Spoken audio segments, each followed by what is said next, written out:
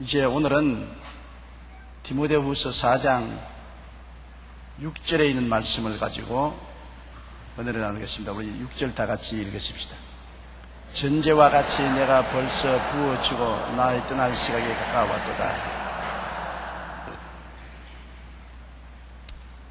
구약시대에는 하나님께 여러 제사를 드리지 않습니까? 요사이는 예수님이 모든 제사를 뭉뚱그려 한 번으로 십자가에 영원히 드려버려서 우린 제사 드릴 필요 없지만, 구약에는 매일같이 하나님께 번제를 드렸습니다. 짐승을 불로 태워드리는 번제. 이것은 하나님께 매일같이 헌신하고 충성한다는 표시를 드리는 것입니다. 내가 입술로 주여 나는 주님을 충성합니다, 주님을 마음을 다해 섬깁니다, 오늘은 그렇게 말할 수 있는데, 옛날엔 그건 효과 없어요. 번제를 드려야 됩니다. 양이나 염소나 송아지나 이런 짐승을 온전히 태워서 향기로운 제물로 번제를 드려야 되고, 또 소제가 있습니다. 하나님에 대한 희생적인 봉사를 하는 의미로서 소제를 드리고, 화목제는 하나님과 사람 사이의 용서와 화해를 가져오는 화목제를 드리고, 속죄제는 원죄와 율법을 어긴 죄악을 용서받기 위해서 속죄제를 드리고, 속건제는 하나님의 성물을 잘못 취급한 것이나 이웃의 물건에 손해를 끼친 민사소송인 것입니다. 이 속건제를 드리는 제사가 있습니다. 그런데 이 제물을 드릴 때 제사 위에 포도주나 독주를 부어서 제물을 드리는 의식이 있습니다. 짐승을 불로 태워서 제물로 드리면서 그 위에 포도주나 독주를 붓는데, 바울 선생이 여기 말한 것은 하나님의 성도들을 거룩한 제물로 하나님 제단에 바치고 그 위에 자기의 피를 전제로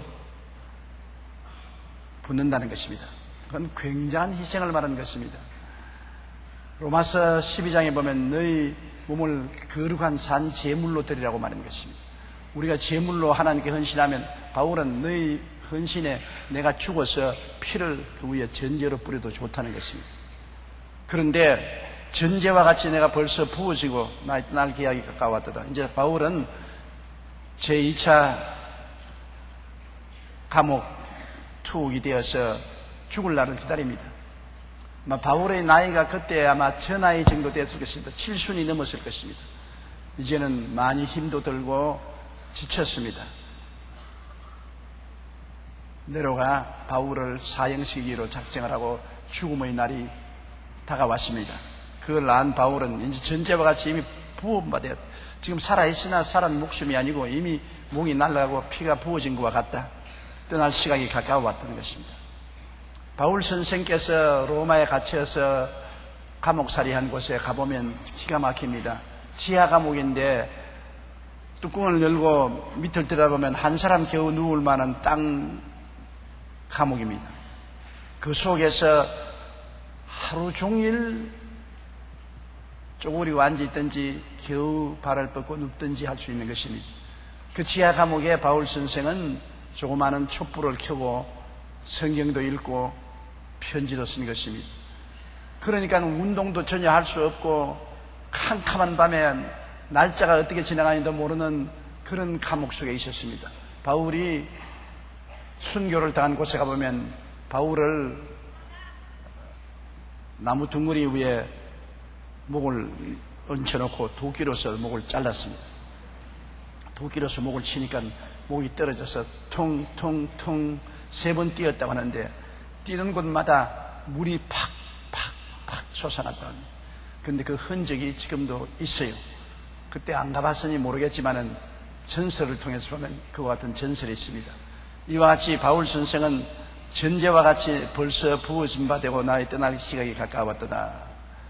이제는 이 세상을 떠날 것을 확실히 알고 하나님 앞에서 디모데에게 편지하는 것입니다.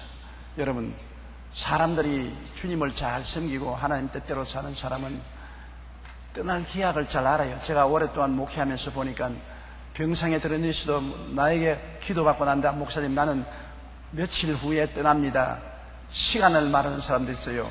아무 날 몇 시면 난 떠납니다. 그래서 오랫동안 병하라니까 혼돈이 돼서 그러는구나. 근데 아닌 게 아니라 그때가 되면 떠나요. 하나님께서 어떤 사람들에게는 이 세상을 떠날 때 그 떠날 시간을 미리 알려 주시는 것입니다.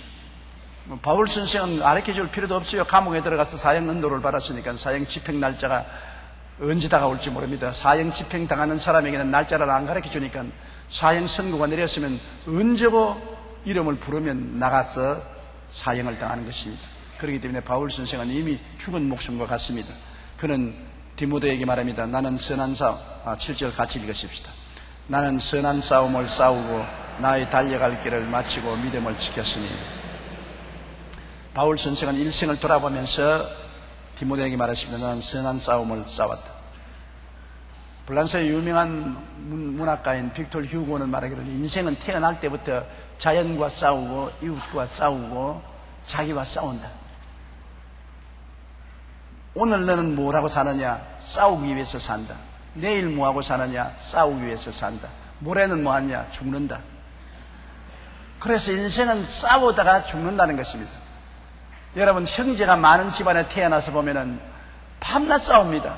우리는 9 형제간이 자랐는데 부유하고 풍성하게 사는 집에서 태어났으면 안 싸우지만은 한 방에 이부자리 하나를 덮고서 자는데 한 놈만 몸부림쳐서 몸에 이불을 감아버리면 다른 사람은 전부 다 배앓이를 해야 되는 것입니다.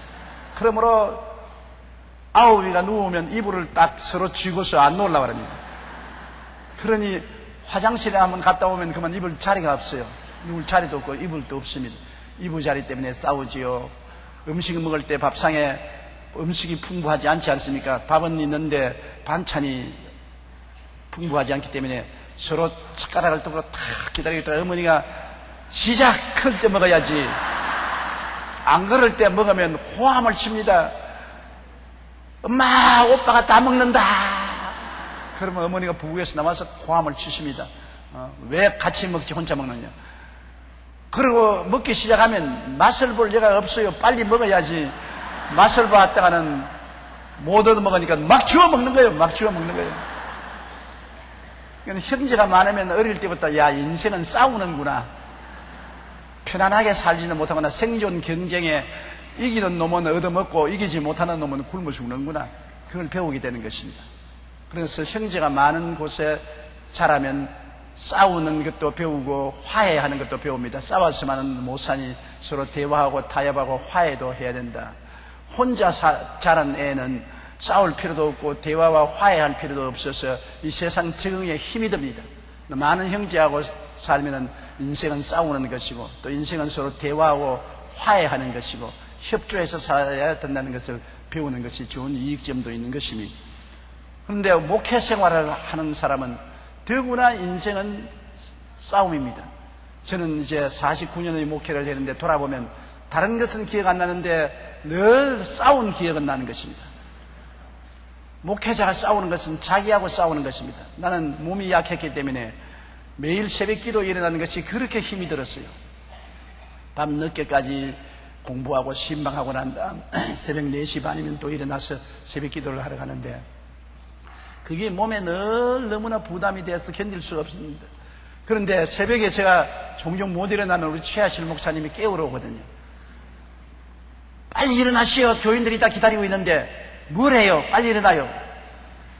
그러면 계속 일어나서 침대에 들어 앉으면 일어날 수가 없어요. 그러면 최 목사님이 수건을 물에다 적시 와서 머리에다가 탁 얹어버리면 정신이 바짝 들지요. 내가 많은 경우에 최 목사님 보고서 날 죽여요. 죽여. 정말 힘이 지쳐서 나는 늘 그것이 기억이 납니다. 내 개인의 건강과 싸우는 것. 몸이 약했기 때문에 건강과 싸우면서 주일날 6번 설교해야 되고 매일 새벽 기도해야 되고 매일 신방해야 되고 수요일날 예배인도 하고 금요일날 철학인도 하고 언제나 죽음과 결투를 하는 육신의 허약과 싸웠습니다.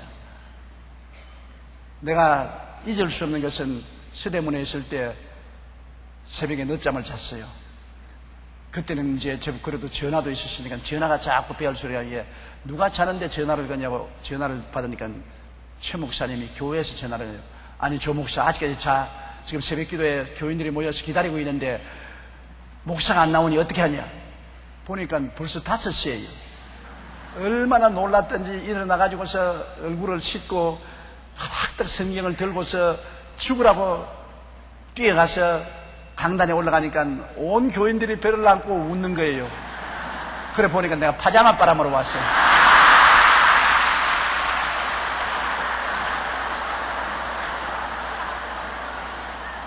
그러니까 설교할 수 없으니까 또 성경 들고 집으로 또 뛰어갔어요.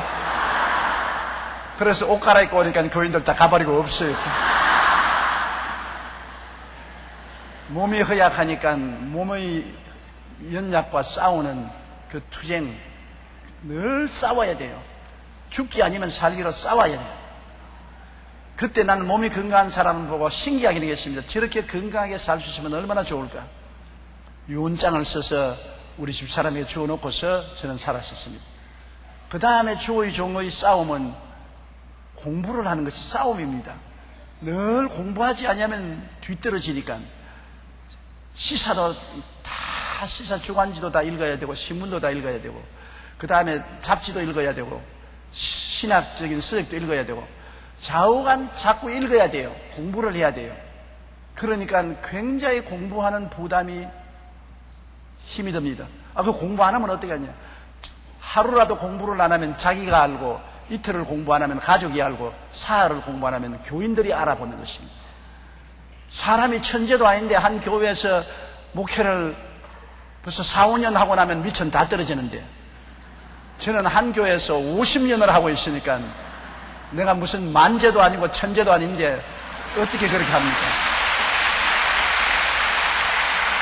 성령님의 도우심으로 끊임없이 노력하고 공부하는 것입니다. 이것도 싸움이지요. 가장 몸이 피곤해도 공부해야 되고 꾸벅꾸벅 졸아도 공부해야 되는 것입니다. 그게 또 보태어서 해외 선교를 하려면은 열심히 외국어 연말을 해야 됩니다. 가만히 있어서 외국어로 말이 나오지 않아요. 계속해서 외국어 연말을 했는데 어린아이 때부터 배운 말은 안 잊어버리는데 나이가 자라서 배운 말은 자꾸 잊어버려요. 안 쓰면 까먹어버리는 것입니다. 그러므로 계속해서 외국어 공부해야 되죠. 자기 개발을 위한 투쟁은 끝없는 싸움인 것입니다. 선한 싸움 중에서. 그리고 기도하는 것도 싸움이지요. 어떤 때는 기도가 잘 나올 때는 기분이 좋은데 기분이 안 나올 때는 그래도 기도해야 교회를 이끌어 나갈 수 있으니까 기도해야 돼요. 그러므로 기도 안 나올 때는 억지로 엎드려서 하나님이여 나 기도 좀 하게 해 주십시오. 도와주십시오. 기도도 해야지요. 설교 준비해야지요. 일평생을 싸워야 됩니다. 우리 예수 믿는 사람들은 주의 종뿐 아니라 일반 성도들도 선한 싸움을 싸웁니다. 영적인 전쟁을 끝일 날이 없습니다. 이 세상에 사탄이 있기 때문에 예수 믿고 난 다음에 내가 유혹을 이기고 의와 진리와 거룩함으로 지은 새 사람을 입고 살려니까 먹고 싶은 거 안 먹어야지, 보고 싶은 거 안 보아야지, 가고 싶은 걸 안 가야지, 절제해야지. 자기와의 싸움도 보통 싸움이 아닙니다. 늘 자기를 쳐서 싸우는 겁니다. 그리고 마귀와 싸우고 귀신과 싸워야 되고 병하고 싸워야 되고 가난과 싸워야 되고 시련과 싸워야 되고 거룩한 싸움, 영적 전쟁은 끝이 없는 것입니다. 더구나 바울 선생 같은 분은 그 당시에 홀라 빈손 들고 온 구라파 소아시아를 복음화하러 나가니까 여행의 고통도 있고 잠자리 고통도 있고 병들 때 고통도 있고 먹고 사는 고통도 있고 여비의 고통도 있고 제자들 데리고 다니는 고통도 있고 모든 것이 싸움이었었습니다. 여러분 인생은 태어나서 죽을 때까지 환경과 이웃과 자기와 싸움이 계속되는 것입니다. 그 싸움에 지면 낙오자가 되고 패배하고 이기면 승리자가 되는 것입니다. 그러므로 우리가 예수 그리스도를 믿고 말씀을 늘 생각하고 말씀 안에서 꿈꾸고 말씀 안에서 믿고 말씀을 긍정적으로 시인하는 것은 싸움에 이기려고 하기 때문에 그런 것입니다. 우리는 영혼이 잘됨같이 범사의 잘됨에 강건하고 생명을 얻되 넘치게 얻기 위해서는 놀라운 신앙의 승리가 있어야 되는 것입니다. 언제나 말씀을 생각하고 언제나 하나님 앞에서 긍정적이고 적극적이고 창조적인 자화상을 가지고 언제나 믿음을 선택하고 입술로 끊임없이 긍정적인 시인을 하고 싸우고 나가서 우리 운명과 환경을 제어하고 이기는 것을 말하는 것입니다. 바울 선생은 선한 싸움을 마지막까지 싸웠습니다. 그리고 나의 달려갈 길을 마치고, 우리 일생은 달려가지 않습니까? 핏덩어리로부터 자라서 공동묘지 갈 때까지 인생은 하나의 긴 마라톤인 것입니다. 달려가는 것입니다. 하나님은 우리의 삶의 일생의 달려갈 길을 정해놓았다고 말한 것은 시편에 보면 내가 태어나서 하루가 되기 전에 내 일생이 하나님 책에 기록되어 있다고 말한 것입니다. 내가 몇 살에 죽을 것인지 우리는 모르지만 하나님은 이미 알고 계신 것입니다. 사람이 살면 70이요 강건하면 80이라 평균적으로 정해놓은 것은 70이 베이스라인이고 오래 살면 80이고 그 위에는 보너스로 사는 겁니다. 그래도 이 세상에 사는 사람이 병들어서 일찍이 죽을 수도 있고, 사고가 나서 일찍 죽을 수도 있고, 전쟁에 나가서 일찍 죽을 수도 있고, 재난을 당해서 일찍이 죽을 수도 있고, 이 세상에 죽을 일 많아요. 편안하게 백화점에 가서 물건 사다가 무너져가지고서 죽는 사람 있는가 하면, 버스 타고 가다가 마침 그 버스가 지나간 다리가 무너져서 떨어져 죽는가 하면, 나무 건축 현장에 들어가다가 위에서 물건이 떨어져서 맞아서 죽기도 하고, 침대에서 떨어져서 죽기도 하고, 죽을 일 너무나 많습니다. 살아있는 것이 기적이라고. 그런데 우리의 일생의 삶의 길이 하나님이 이미 정해놓았기 때문에 얼마나 살다가 죽을지 그것은 우리는 모르지만 하나님은 정해놓았지 않습니까? 저는 항상 오래 못 살 것 같았습니다. 폐병으로 너무 고생하고 젊은 시절에 몸이 해약해졌기 때문에 그 이후로 늘 몸이 연약했기 때문에 제가 30을 못 넘기지, 40을 못 넘기지, 50을 못 넘기지, 60을 못 넘기지, 70을 못 넘기지, 그러면서 지금까지 살아왔어요.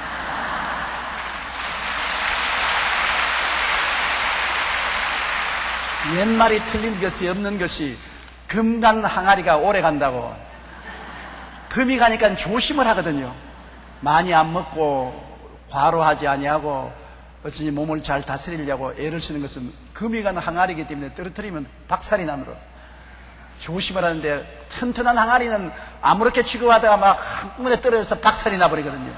아, 나는 건강하다, 나는 뭐 까딱없다고 해서 무리를 하고 과로를 하고 과식을 하고 과음을 하고 그러다가 픽픽 쓰러져 죽는 사람 많지 않습니까?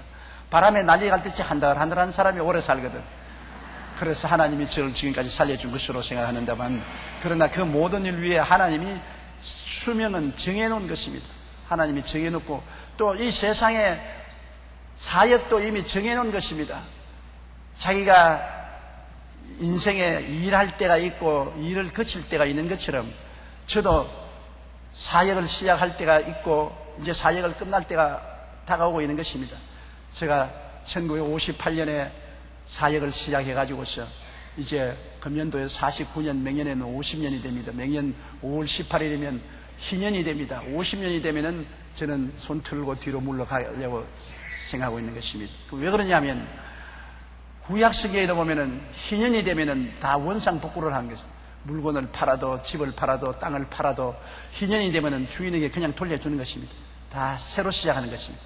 하나님이 저에게는 자비와 긍휼을 베풀어 주셔서 희년까지 목회를 할 수 있도록 해주신 건 너무나 감사하고, 달려갈 길을 50년 동안 목회를 달려가게 만들어 주신 것을 생각할 때 감격하지 아니할 수 없어요. 요사이는 뛰어온 길을 안길을 들여다보면 저와 함께 뛴 최자실 목사님도 천당 가셨고, 저와 함께 뛴 존 허스턴 목사님도 천당 가셨고, 삼총사로 일했는데 둘이는 다 천당 가버리고 나만 남아있는데, 나도 언제 하나님이 부르시면 부르심을 따라서 가려고 준비를 하고 있는 것입니다. 사실은 천당 가는 것 두렵지 않아요. 한평생을 천당을 바라보고 살았고 천당 가자고 전도만 했는데 천당 가는 것이 왜 두려워요? 주님께서 너무나 아름다운 천국을 예비해 놓았기 때문에 이 땅을 떠날 날이 오면 미련 두지 말고 뒤돌아보지 말고 가야 돼요. 여기에 무슨 미련이 있습니까? 수고와 근심과 눈물과 고통과 괴로움밖에 없었지 뭘 그렇게 아긋자긋하게 여기 붙어 살 것이 있었습니까? 예수님께서 친히 오셔서 우리 위해서 천당 갈 길을 열어놓으시고, 주님 친히 천당에서 우리 위해서 있을 곳을 예비해 놓고 우리 보고 오라 하는데 그게 안 가고 어디 가겠습니까? 그러므로 천국 가는 일은 슬픈 날이 아니라 영광스러운 날이요, 크게 복을 받은 날이 천국 가는 날인 것입니다. 우리는 항상 마음속에 천국을 품고 살다가 그 천국으로 들어가야만 될 것인 것입니다. 그러므로 바울 선생은 선한 싸움을 싸우고 달려갈 길을 다 달려 마쳤다. 바울 선생이 안디옥에서 복음을 전가하기 시작해서 소아시아를 다 돌고 나중에는 로마까지 가서 자기가 해야 될 일은 다 했다. 자기가 일생해야 될 일은 다 했으니까 이제는 부담이 없다는 것입니다. 정말로 일을 중도에서 하다가 폐지하면 마음에 부담이 되지만은 자기가 맡아서 할 일을 다 하면은 부담이 없지 않습니까? 편안합니다. 하루 종일 일을 다 마치면 손 털고 먼지 털털 털고 편안하다 하고서 자리에 누울 수가 있지 않습니까? 일을 중간에 하다가 그만두면은 마음에 부담이 오지요.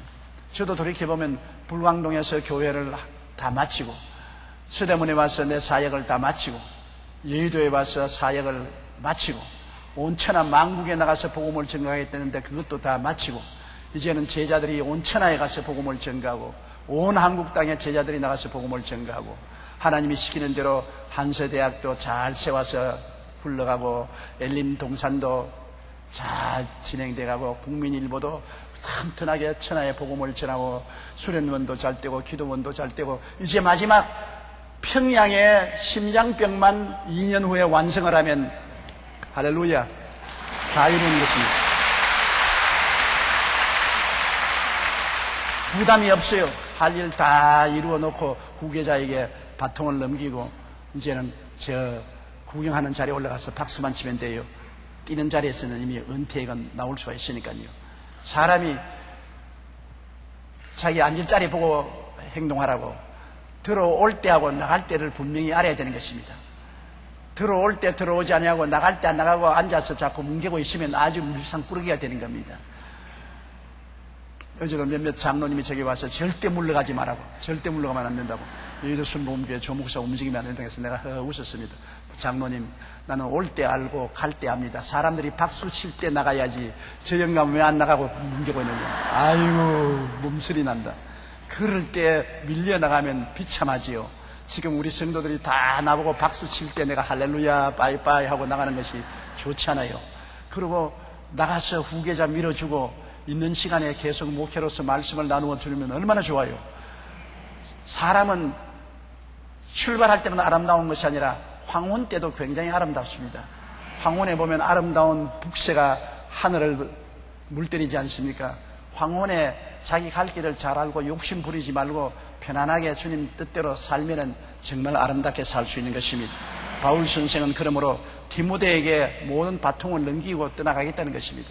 끝까지 죽을 때까지 내가 온 소아시아와 구라파 전도를 책임지겠다고 발버둥치는 거 아닙니다.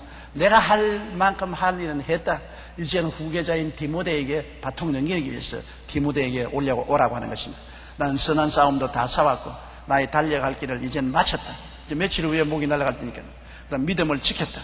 믿음을 지킨다는 것이 참 놀라운 은혜입니다. 처음에 믿음을 하나님이 은총으로 얻어서 그 믿음을 간직하고 장성해서 끝까지 지킨다는 것이 얼마나 중요합니까? 우리는 예수 그리스도의 십자가를 통해서 믿음을 얻었습니다. 믿음이 다른 데서 오는 것이 아닙니다. 예수님이 십자가에서 날 위하여 죄짐을 짊어지고 죽어주셨다는 그것이 믿음의 출발인 것입니다. 예수 그리스도의 십자가를 통하여 믿음이 출발하고 그 십자가를 통하여 믿음이 자라는 것입니다. 예수 그리스도의 십자가를 통하여 오중복음과 삼중축복의 믿음을 갖는 것입니다. 용서와 의로움을 십자가를 통해서 받고 거룩함과 성령 충만을 십자가를 통해서 받고 치료와 건강도 십자가를 통해서 받고 아브라함의 축복과 형통도 십자가를 통해서 받고 부활 영생 천국도 십자가를 통해서 받고 그로 말미암아 영혼이 잘됨같이 범사에 잘되며 강건하고 생명을 얻되 풍성하게 얻는 전인 구원과 자회상을 십자가를 통해서 받고 그 다음에는 택하신 족속이요 왕같은 제상이요 거룩한 나라여 소유된 백성도 십자가의 은혜로서 받는 것입니다. 십자가를 통해서 믿음이 시작되고 난 다음 늘 십자가를 바라보고 새로운 자기 신분을 성장시키고 자기 자화상을 굳세게 하고 자기의 지위를 강하게 하는 새로운 정체성을 확립시키는 생활을 늘 하는 것이 우리 믿음을 지켜나가는 것입니다. 너는 매일 기도에 성막 기도를 하지요. 매일 기도에 성막 기도를 합니다. 처음에 십자가를 통해서 죄를 회개하고 오중복음과 삼중축복, 사중지위를 확인하고 난 다음에 그 다음에 물두멍 앞에 가서 십계명을 두고서 죄를 회개하고 십계명의 거울에 비추고 죄를 회개하고 그 다음 성막에 들어가서 성령님을 예배하고 인정하고 환영하고 모셔드리고 그 다음에는 하나님을 예배하는 향단에 가서 하나님을 예배하고 찬미하고 그 다음엔 진설병에 가서 하나님 로고스와 레마를 달라고 기도하고 그 다음에는 지성소에 들어가서 하나님의 언약궤 위에 뿌린 어린 양 예수 그리스도의 피를 보고 그로 말미암아 죄가 영속되고 영원한 의가 드러나고 또 마귀의 정사와 권세가 영원히 해체되고 율법이 영원히 없어지고 인간 행위의 자랑도 다 없어지고 그 은혜를 인하여 믿음으로 말미암아 구원을 얻는다니 이것이 우리에게 난 것이 아니요 하나님의 선물이라 행위에서 난 것이 아니니 아무든지 자랑할 자가 없나니라. 성막 기도를 늘 하는 것입니다.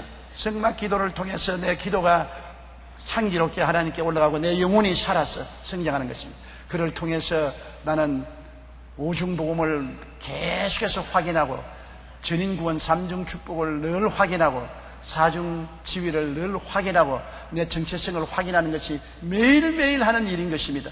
믿음이 시작하고 십자가를 통하여 오중복음과 삼중 축복과 사중 지위를 인정해서 자라고 그래서 그것을 바탕으로 나가서 마귀와 선한 싸움을 싸우는 것입니다.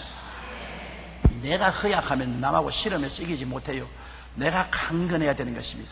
그러므로 언제나 나를 정비하는 것은 굉장히 중요한 것입니다. 바울 선생의 믿음을 지켰다는 것은 가만히 내버려 놓는다고 믿음이 지켜지나요? 자기가 애쓰고 힘써서 자기 믿음을 지켜야 되는 것입니다. 매일같이 자기의 마음의 믿음을 정비해야 되는 것입니다.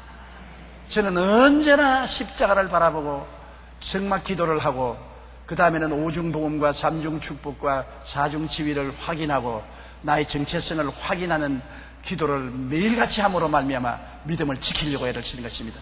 내가 십자가 중심의 믿음을 확실히 지켜야 내가 남을 지켜줄 수 있고 내가 강건해야 남을 이끌어줄 수 있고 남의 짐을 져줄 수가 있는 것입니다. 내가 내 위치를 확실히 알아야 남을 바로 잡아줄 수 있는 것입니다. 내게 신분도 모르고 내 자화상도 삐뚤어지고 내 지위도 모르면 내가 누구를 도와줄 수 있는 것입니까? 그러므로 여러분 우리 예수 믿는 성도 더구나 여의도 순복음교회 성도들은 언제나 믿음을 십자가 중심으로 쓰고 오중복음과 삼중축복으로 자기를 금진해서 믿음의 선능과 확인하고 또 확인하고 또 확인하고 그 가운데서 자라고 여러분 자신을 지키시기를 주님 이름으로 축원합니다. 바울 선생의 신앙 고백은 너무나 중요한 것입니다. 왜 나는 시험과 환난이 이렇게 많이 다가오느냐? 왜 나는 이렇게 고통스러우냐? 선한 싸움을 싸우게 되어 있기 때문에 그런 것입니다. 우리 신앙이라는 것은 영적인 전쟁 없이는 결코 신앙을 유지할 수 없는 것입니다. 사탄이 가만히 내버려 두나요? 우리를 겨우고 넘어뜨리려고 하는데 아담도 시험하고 예수님도 시험했는데 여러분이라고 시험 안 할 때가 있어요. 그러므로 여러 가지 다가오는 시험과 싸우는 선한 싸움은 늘 싸워야 되고 그리고 여러분이 예수 믿는 신앙생활에 한결같이 달려갈 길을 끝까지 달려가야 돼요. 중도 포기하면 안 되는 것입니다.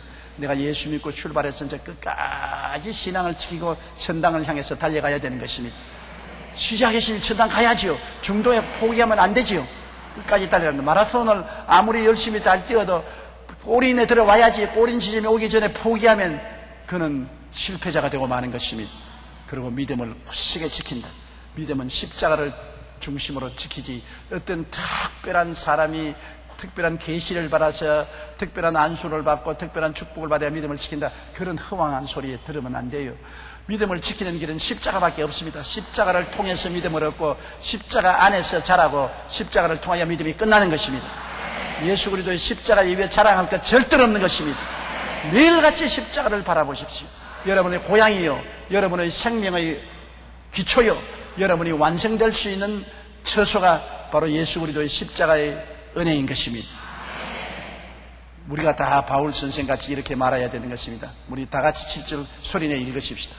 나는 선한 싸움을 싸우고 나의 달려갈 길을 마치고 믿음을 지켰습니다. 아, 놀라운 일이지요. 8절이요. 이제 후로는 나를 위하여 의의 면류관이 예비되었으므로 주 곧 의로우신 재판장이 그날을 내게 주실 것이라. 내게만 아니라 주의 나타나심을 사모하는 모든 자에게든지라. 이제후로는 나를 위하여 의의 면류관이 예비되었다. 우리 하늘나라에 가면 하나님이 다 면류관을 주시는 것입니다. 상급을 주시죠. 면류관이 없는 사람이 없는데 바울 선생은 의의 면류관을 준다고 말하는 것입니다. 의의 면류관은 의롭게 사는 사람만 받을 수 있는 것입니다. 이 세상에 적당히 세상과 타협해서 사는 사람은 의의 면류관은 못 받습니다. 의의 면류관은 예수 믿고 의롭게 사는 사람, 하나님의 은혜로 값없이 의롭다함을 얻고 난 다음에 그 의의 열매를 맺고 사는 사람은 의의 면류관을 받습니다. 그 다음에 하늘에 가면은 썩지 않은 면류관이 있습니다. 삶의 경주에서 승리한 것입니다. 끝까지 예수를 믿은 사람은 썩지 않은 면류관, 시들지 않는 면류관을 주는 것입니다.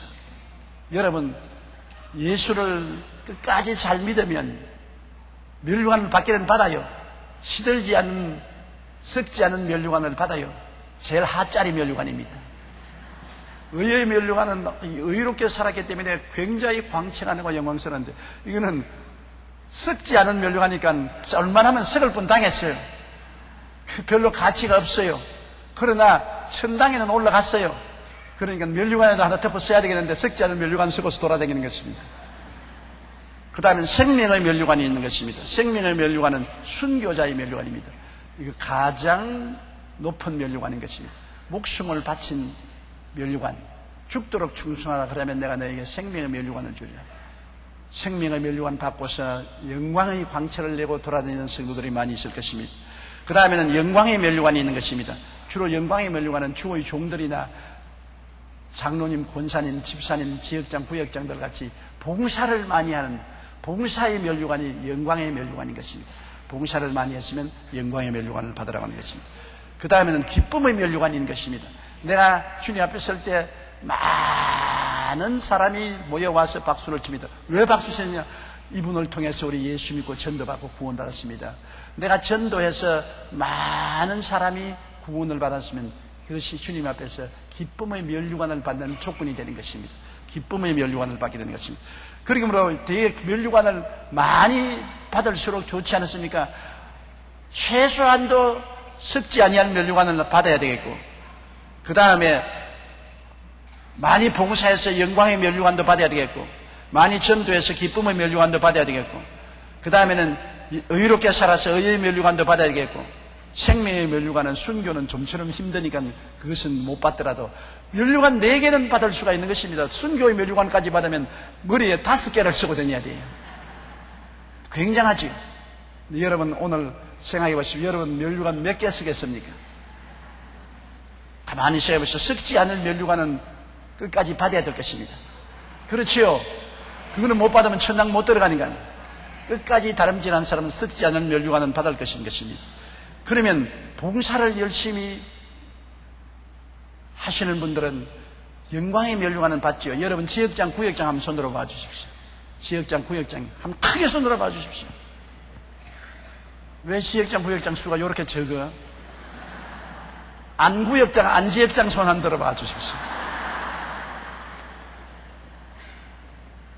수가 왜 그렇게 적어요? 아무것도 아닌 사람 손 들어 보십시오. 여하간 좋아요. 지역장이든 구역장이든 안구도 아니든 간에 여러분께서 많은 봉사를 기회 있을 때마다 하십시오. 주의 이름으로 이웃을 섬기는 봉사 일을 하면 영광의 면류관을 얻게 되는 것입니다. 한 사람 이상 전도한 사람 한번 손으로 가십시오. 2사람, 3사람, 10사람, 100사람.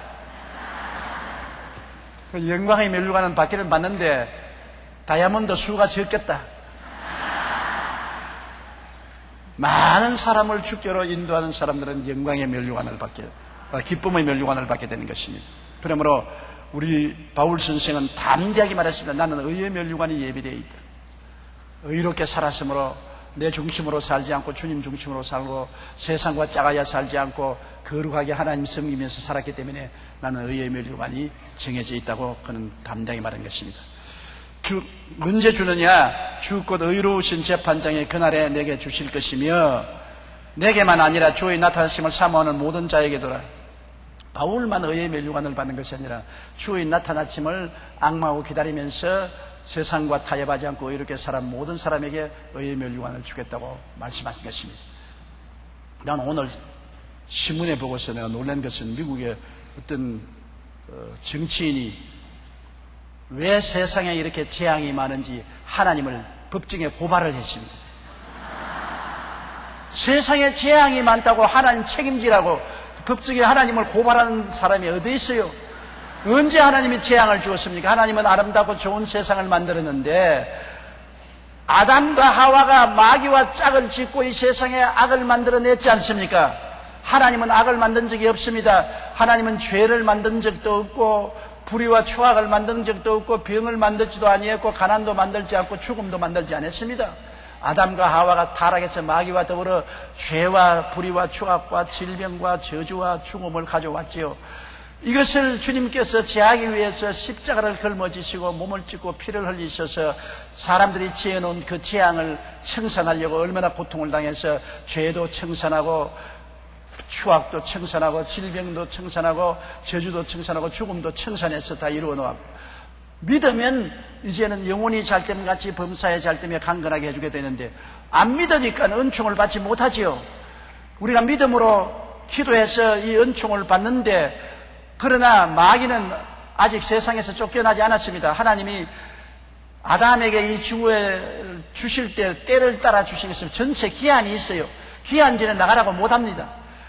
아담이 이 지상을 받아서 다스리는 기한에 마귀는 그것이 인수받았기 때문에 기한이 차야 쫓겨나가지 아직 마귀의 때가 오지 않았습니다. 그러므로 예수님이 오실 때 귀신이 구함전에 때지 않습니까? 왜 때가 오기 전에 쫓아내려고 하냐고. 때가 언제 오느냐? 주님이 강림하신 때가 옵니다. 마귀의 기한이 차면, 아담에게 이 지구를 준 전체 기한이 찬 그날에는 주님께서 지구를 다시 접수하러 오는 것입니다. 그날이 오기까지는 마귀는 온갖 회오리 바람을 다 일으키며 안 믿는 사람을 통해서 간음하고 강간하고 살인하고 폭력을 행하고 테러를 행하고 폭탄을 터뜨리고 전쟁을 일으키고 전부 마귀가 하는 짓인 것입니다. 하나님이 고발당할 이유가 없어요. 마귀가 고발당해야지. 그럼에도 불구하고 하나님은 이 가운데라도 우리가 성도들이 나라가 임하게 하옵소서, 하나님의 다스리는 주권이 임하게 해달라고 기도를 하면 하나님이 간섭을 하겠다는 것입니다. 마귀가 전세를 가지고서 날뛰더라도 하나님이 중간중간에 개입할 수 있는 것은 성도가 나라가 임하여 달라고 기도함으로 통해서 개입할 수가 있고, 뜻이 하늘에서 이루어진 것이 땅에서 이루어져 달라고 부르짖어 기도하면 기도를 통해서 하나님이 마귀가 하는 일을 중지시키고 억압할 수가 있는 것입니다. 그렇지 않고는 마귀가 지구를 전세내어서 있는데 전세 기한이 차기까지 하나님은 정의로운 하나님인데 마음대로 쫓아내지 못하는 것입니다.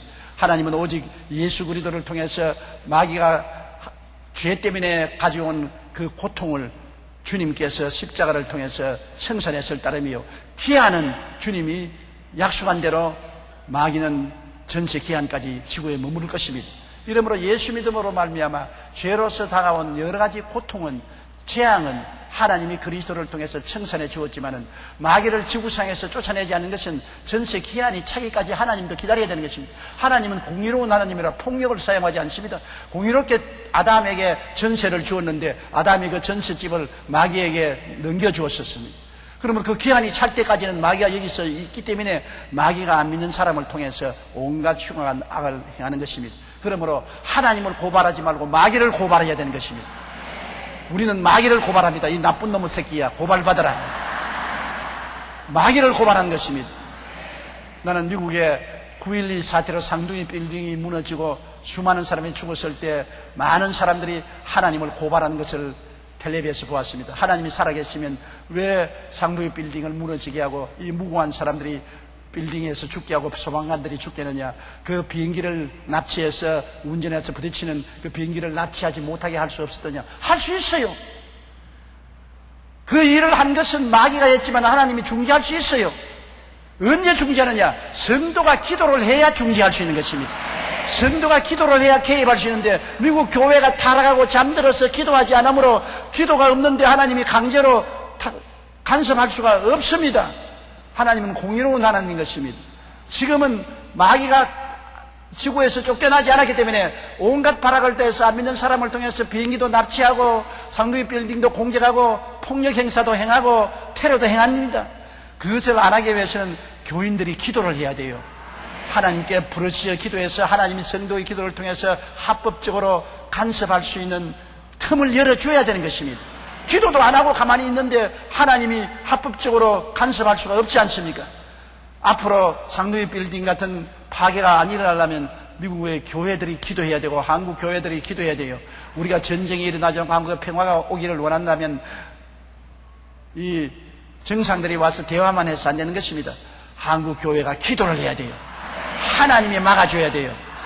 하나님이 문을 닫으면 열 자가 없고 열면 닫을 자가 없는데 하나님이 열고 닫을 수 있는 합법적인 권한을 드릴 수 있도록 기도를 해줘야 되는 것입니다.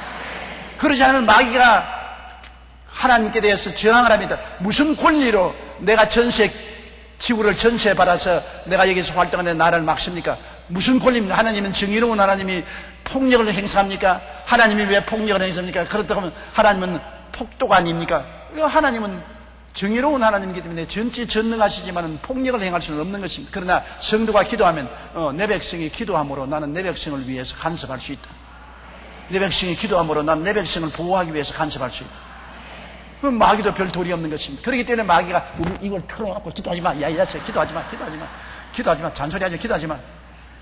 성경 공부 오케이 좋다. 교회 와서 찬송하는 거 좋다. 기도하지 마. 미쳤어.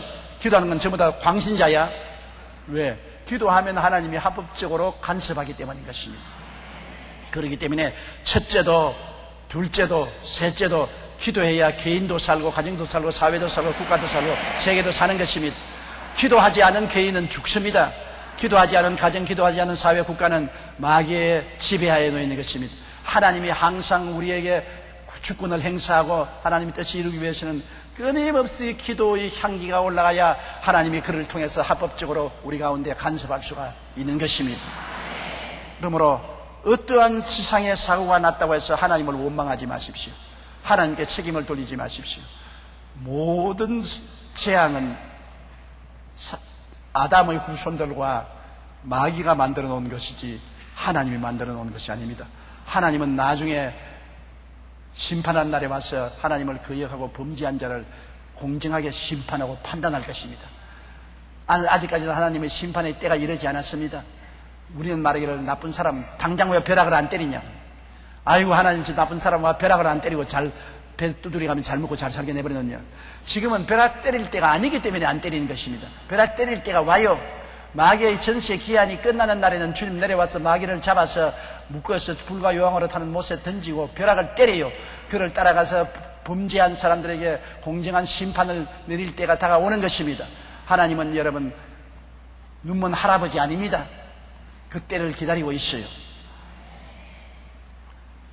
4장 9절 우리 다 같이 읽으십시다. 너는 어서 속히 내게로 오라. 이 말에 만감이 가슴에서 사무쳐 올라옵니다. 바울 선생은 지금 로마의 감옥에 있고 디모데는 아마 에베소에 있는가 봅니다.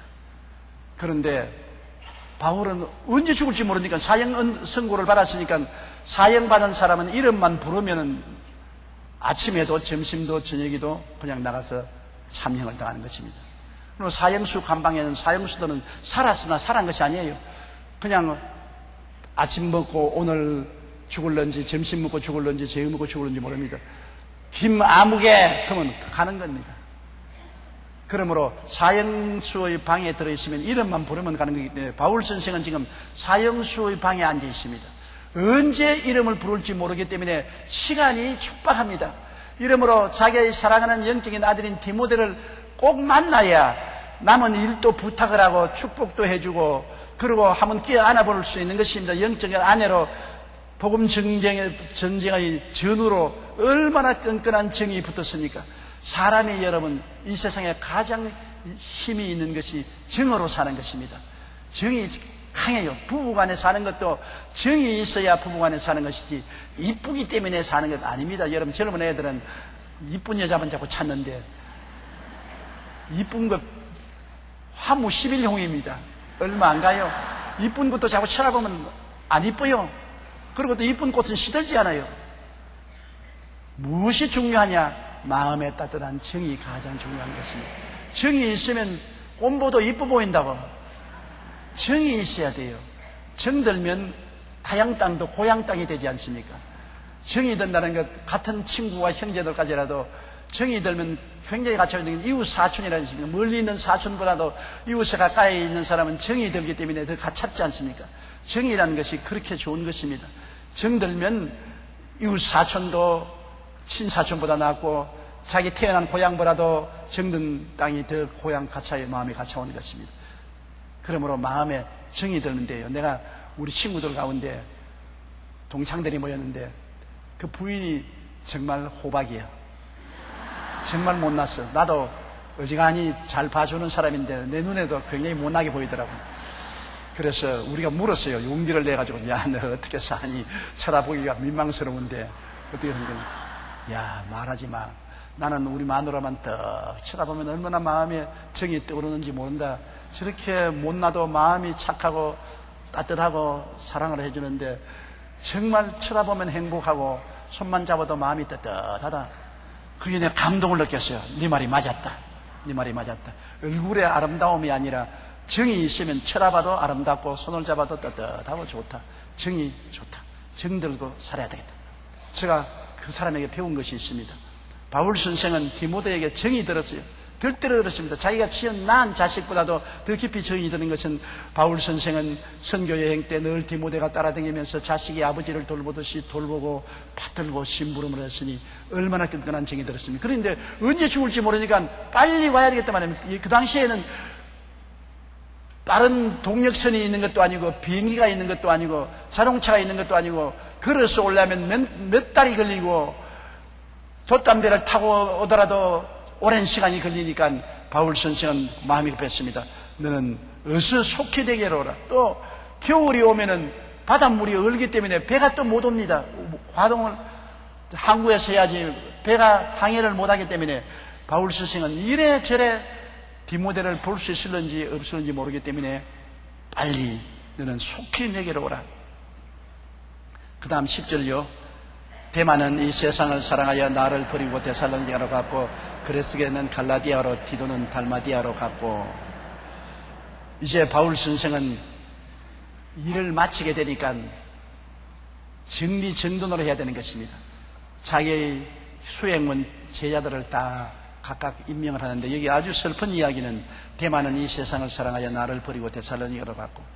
제1차 선교여행 때 데마는 데살로니가에서 바울의 설교를 듣고 구원을 받고 바울을 따라서 로마까지 와서 복음 증거에 같이 참여했으나 그만 바울이 나이 늙고 감옥에 갇히고 순교할 정도가 되니까 낙심해버리고 하는 것입니다.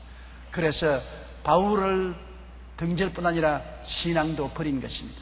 데마와 같이 바울 선생의 측근에 따라다니면서 목회를 하던 사람도 신앙에 낙심해서 바울을 배척하고 신앙을 떠나버린 사람도 있는 것입니다. 그런데 데마는 원래 이렇게 타락하는 사람은 여러분 처음부터 마음속에 깊이 예수 그리스도를 구주로 모시는 중생의 체험이 없었기 때문에 그런 것입니다. 정말 내 영혼 속에 예수 그리스도를 구주로 모셨으면 떠날 도리가 없습니다. 어떻게 떠납니까? 내가 예수 그리스도께서 날 위하여 십자가에 몸짓고 피 흘려서 나 일생의 죄악을 다 청산해주고 날 대신 죽어주신 예수님, 나를 영원히 구원하기 위해서 그 모진 고통을 다 참아주신 예수님, 예수님을 내 영혼의 구주로 모시더니면 예수님은 나에게는 금보다 더 귀하고 은보다 더 귀하고 지위나 명예나 권세나 부귀 영화보다 더 귀하고 내 생명같이 귀한데 예수님을 어떻게 떠나요? 떠날 수 없어요. 나는 지금 예수님을 떠날 바에야 죽는 것이 낫다고 생각하는 것입니다. 예수님 없이 어떻게 살아요? 예수님 계시기 때문에 금도 은도 보화도 부귀도 영화도 가치가 있지. 예수님 없는데 그것이 무슨 가치가 있어요? 예수님이 그렇게 마음 중심에 귀하게 들어와서 내가 예수님을 구주로 모시고 중생하면 여러분 떠나지 않지요. 그러나 예수님보다도 기분에 들떠가지고서 야 천당 간다다 또 그룹이 뛰어서 부흥회도 열고 기적도 일어나니까 호기심도 있고 해서 기분에 따라다니는 가론 유다같이 유대나라의 독립을 하면 장관자리 하나 얻고 부귀영화 누리를 노리겠다는 열렬당원으로서 혁명을 하기 위해서 예수님을 이용하여 따라다닌 것. 예수님을 주로서 모시지 않고 이용하고 따라다닌 사람이 예수님이 만왕의 왕 만주의 주가 되지 않고 십자가에 죽겠다고 말하니까 배반하고 예수님을 은산심 향해 팔아먹은 것입니다. 데마도 바울 선생이 목회하는데 굉장히 성령의 역사가 일어나고 기사와 이적이 나타나고 하나님의 영광이 나타나는 걸 보고 신바람 나니까 아주 기분 좋게 바울 선생을 따라다녔지, 종교적인 사람이 되었지 예수님을 이해하지 못한 것입니다. 예수님을 깨닫고 믿었으면 데마가 바울을 버리고 예수님을 재버리고 다시 고향 땅 데살로니가로 갈 수가 없습니다. 성경 66권 중에 가장 비참한 구절 한 구절이 바로 이 구절입니다. 데마는 이 세상을 사랑하여 나를 버리고 예수님을 사랑하지 않고 바울을 사랑하지 않고 세상을 사랑했다. 온 세상은 마귀에게 속했으니 마귀를 사랑하고 떠나갔다. 세상을 사랑하면 떠나가는 것입니다. 여러분, 우리가 늘 모이기를 피하지 않고 구역 예배도 모이고 교회 주일날도 모이고 수요일날도 모이는 것은 신앙을 뜨겁게 해서 세상에 들어오지 못하게 하는 것입니다. 세상 사람들과 자꾸 사귀면 세상을 사랑하는 마음이 들어오면 떠납니다. 주님의 품을 떠나고 교회를 떠나게 되는 것입니다. 그렇기 때문에 우리 예수 믿는 사람은 모이기를 패하지 말아야 되는 것입니다. 자꾸 모여서 서로 격려하고 하나님 사랑을 두텁게 해야 되는 것입니다. 오늘날 많은 가정이 파괴된 이유도 요사이 산업화 사회에 너무나 각자 바쁘기 때문에 부부간에 만날 시간이 없습니다. 서로 대화할 시간이 없기 때문에 결혼하고 난 다음에 그저 하숙생 생활을 하고 서로 대화를 못하므로 마음에 두터운 정이 없기 때문에 그냥 세상에 들어와서 떠나는 것입니다. 자기 남편보다도 아내보다도 세상의 친구들이 더 가깝고 직원들이 더 가깝고 세상이 그 마음을 점령하고 있으니까 세상이 그런 대로 떠나니까 서로 조금만 싸움이 나도 이혼하고 마는 것이죠.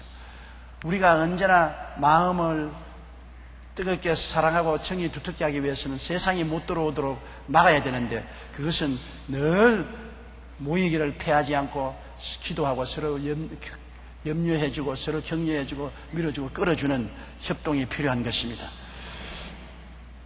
바울 선생은 대만은 떠났으니까 그뿐이고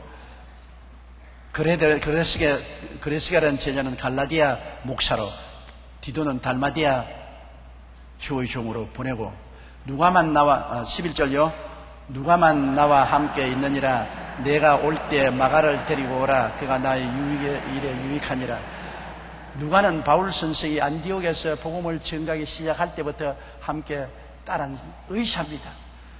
그러니까 바울 선생을 따라다니면서 목회만 돌볼 뿐 아니라 바울은 몸이 약했기 때문에 바울의 건강을 늘 돌보았습니다. 바울이 하나님의 기적으로 눈병도 나았지만 하나님은 바울에게 계시를 너무나 많이 주었기 때문에 교만하지 않기 위해서 사탄의 사자를 허락해서 사탄의 사자가 바울을 늘 때림으로 바울이 굉장히 육체적 고통이 있어서 마귀가 떠나도록 3번이나 강구했습니다. 바울도 절대로 마귀에게 눌려서 병드는 것이 하나님 뜻이 아닌 것을 알았기 때문에 3번이나 강구했습니다. 병드는 것이 하나님 뜻이 아닌 것을 알았기 때문에 3번이나 간절히 고쳐달라고 기도하니까 하나님이 내 은혜가 내게 좋게 하더라.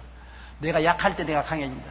너무 계시를 많이 받고 은혜를 많이 받았기 때문에 내가 너를 약하게 하지 않으면 교만해져서 사탄의 종이 된다. 바울 같은 사람이 교만해져서 사탄의 종이 되면 세계가 절단강산이 나는 것입니다. 그러므로 바울에게 브레이크를 가야 하는 것입니다. 바울에게 너무나 계시라는 강한 엔진을 주었기 때문에 브레이크가 필요한 것입니다. 여러분, 자동차가 속도만 낸다고 안 돼요. 엔진이 강할수록 삐 누르는 브레이크가 필요한 것입니다. 브레이크 없이 속도를 그대로 내면 막 다리 위를 뛰어 넘어가 버리고 막 하천을 뛰어 들어가고 강으로 뛰어 들어가고 다 죽어버리고 말아요. 브레이크를 강하게 걸어야 됩니다. 바울은 너무나 엔진이 강합니다. 은혜의 엔진이 강하기 때문에 브레이크를 걸기 위해서 사탄의 사자를 보내어서 강하게 브레이크를 걸었습니다. 몸이 너무나 고통스럽고 괴로운데 무슨 병인지는 말을 안 했어요. 육체의 가시가 시시각각으로 찌른같이 걸었습니다. 그렇기 때문에 의사인 누가가 끊임없이 보조를 해준 것입니다.